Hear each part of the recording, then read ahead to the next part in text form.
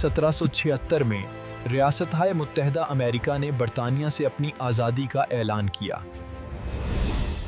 نوآبادیات نے کہا ہم آزاد ہوں گے۔ 7 طویل سالوں تک جنگ لڑی گئی۔ امریکی عوام غریب تھے اور کانٹیننٹل آرمی کے پاس ساز و سامان کی کمی تھی۔ اگرچہ برطانیہ دنیا کی مضبوط ترین بحری اور بحری افواج میں سے ایک کا مالک تھا، پھر بھی جارج واشنگٹن کی قیادت میں امریکیوں نے ہمت نہیں ہاری۔ 1781 میں یارک ٹاؤن کے مقام پر برطانوی فوج نے ہتھیار ڈال دیے اور 1783 تک آخر کار ریاستہائے متحدہ کو ایک آزاد قوم کے طور پر تسلیم کر لیا گیا، لیکن آزادی مکمل نہیں تھی۔ کیونکہ اگرچہ نئی قوم برطانیہ سے آزاد تھی، امریکہ کے اندر لاکھوں لوگ اب بھی آزاد نہیں تھے۔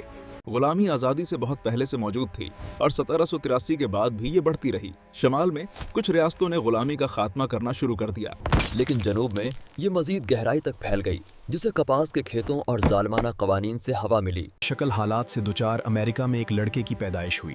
12 فروری 1809 کو کینٹکی کے ایک چھوٹے لکڑی کے کمرے میں ایک بچہ دنیا میں آیا۔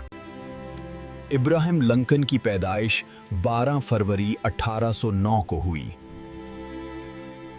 ایک دن وہ اس منقسم قوم کی قیادت کرے گا، غلامی کو ختم کرے گا اور آزادی کے لفظ کو حقیقی معنی دے گا۔ اس رہنما کی جس نے یونین کو بچایا اور غلامی کا اختتام کیا۔ لوگوں کی حکومت لوگوں کے ذریعے، لوگوں کے لیے، زمین سے فنا نہیں ہوگی۔ یہ کہانی ابراہیم لنکن کی ہے۔ اس کے والد تھامس لنکن ایک غریب کسان اور بڑھئی تھے جو بڑی مشکل سے گزارا کرتے تھے۔ اس کی والدہ نینسی ہینکس لنکن نہایت نرم دل اور مہربان خاتون تھیں جو ننھے ابراہیم کو ایمانداری، ہمدردی اور محنت کی قدروں کا درس دیتی تھیں۔ اس خاندان کے پاس بہت کم سامان تھا۔ ان کے کیبن میں نہ ٹھیک سے فرش تھا، نہ شیشے کی کھڑکیاں اور نہ ہی کسی قسم کی آسائش موجود تھی۔ روزمرہ کی زندگی جینے کے لیے ایک جدوجہد تھی۔ خوراک کا حصول شکار اور کاشتکاری سے ہوتا تھا اور کپڑے گھر پر کھردرے کپڑے سے بنائے جاتے تھے۔ جب ابراہیم ابھی بہت ہی چھوٹا تھا، جب وہ صرف 9 سال کا تھا، تو ایک المناک سانحہ پیش آیا۔ اس کی ماں ایک بیماری ملک سکنس کا شکار ہو کر انتقال کر گئیں۔ یہ بیماری آلودہ دودھ پینے سے ہوتی تھی۔ ماں کی وفات کے بعد ننھے ابراہیم کی زندگی جدوجہد سے بھر گئی۔ لیکن اس تمام درد کے باوجود اس کے پاس ایک قیمتی خزانہ تھا، سیکھنے سے اس کی محبت۔ آس پاس تقریباً کوئی باقاعدہ اسکول موجود نہیں تھا۔ کبھی کبھار ایک استاد جسے گھومنے پھرنے والا اسکول ماسٹر کہا جاتا تھا اس علاقے میں آ جاتا۔ کلاسیں لکڑی کے کیبن میں یا کبھی کسی کھلیان میں لگتی تھیں اور یہ صرف چند دنوں یا ہفتوں تک ہی جاری رہتی تھیں۔ ابراہیم کی پوری زندگی میں 1 سال سے بھی کم تعلیم تھی اور چونکہ اس کا خاندان غریب تھا، اس لیے ابراہیم اپنا زیادہ تر وقت کھیتوں میں کام کرتے، لکڑیاں کاٹتے اور زمان جوتے گزارا کرتا۔ اس کے باوجود لنکن نے ہمت نہیں ہاری۔ وہ پڑوسیوں سے کتابیں ادھار لیتا تھا۔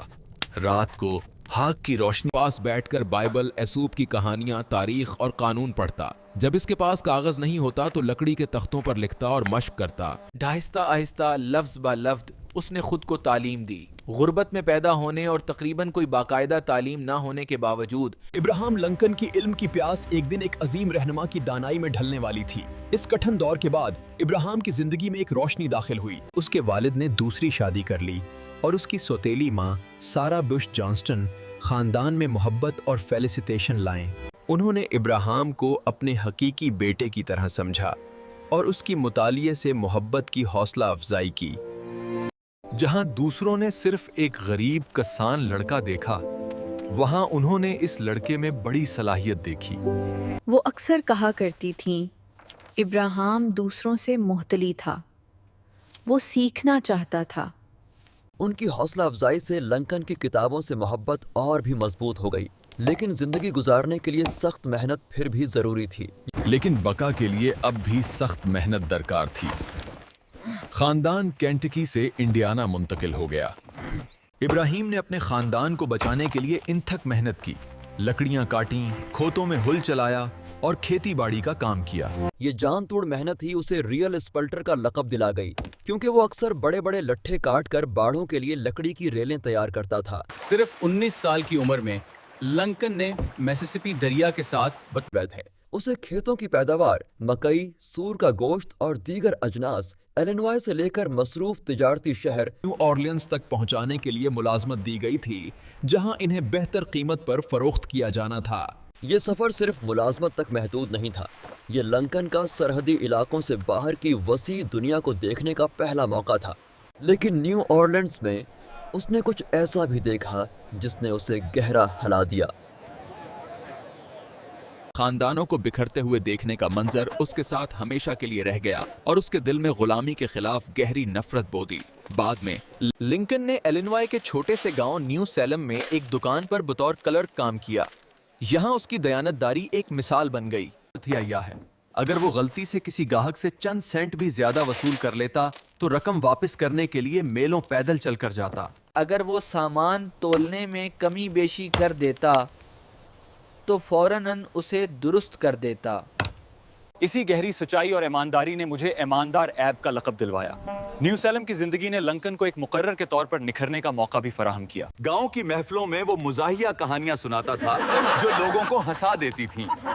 लेकिन जब संजीदा मामलात पेश आते, इसी दौरान इल्म की उसकी प्यास कभी कम न हुई।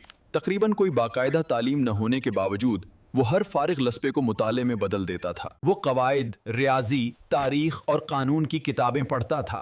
पड़ोसी अक्सर इस दराज कद नौजवान को देखते थे जो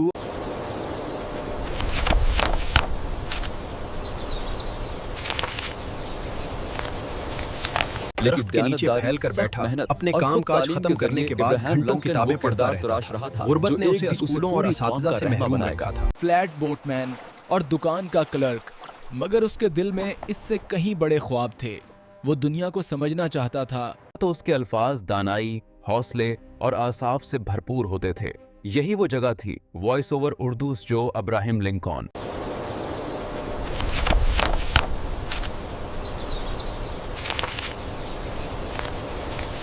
दरख्त के नीचे फैल कर बैठा अपने काम काज खत्म करने के बाद घंटों किताबें पढ़ता रहता था। गुर्बत ने उसे स्कूलों और असातिज़ा से महरूम रखा था और अपने गांव से आगे बढ़कर लोगों की खिदमत करना चाहता था। 1832 में सिर्फ 23 साल की उम्र में लंकन फ्लैट बोटमैन और दुकान का क्लर्क, मगर उसके दिल में इससे कहीं बड़े ख्वाब थे। वो दुनिया को समझना चाहता था। लेकिन दयानतदारी, सख्त मेहनत और खुद तालीम के जरिए इब्राहिम लिंकन वो किरदार तराश रहा था जो एक दिन उसे पूरी कौम का रहमा बनाएगा। यहीं पर अब्राहम लिंकन ने अपनी तकरीरी सलाहियतों को निखारना शुरू किया। एक ऐसी पुरजोश तर्ज खुताबत जो एक दिन पूरी कौम को मुतासिर कर गई। अपनी जवानी के शुरुआत में इब्राहिम लिंकन कई जिंदगियां गुजार चुके थे, जैसा कि किसन और रेल स्प्लिटर, फ्लैट बोटमैन और दुकान का क्लर्क, मगर उसके दिल में इससे कहीं बड़े ख्वाब थे। वो दुनिया को समझना चाहता था और अपने गांव से आगे बढ़कर लोगों की खिदमत करना चाहता था।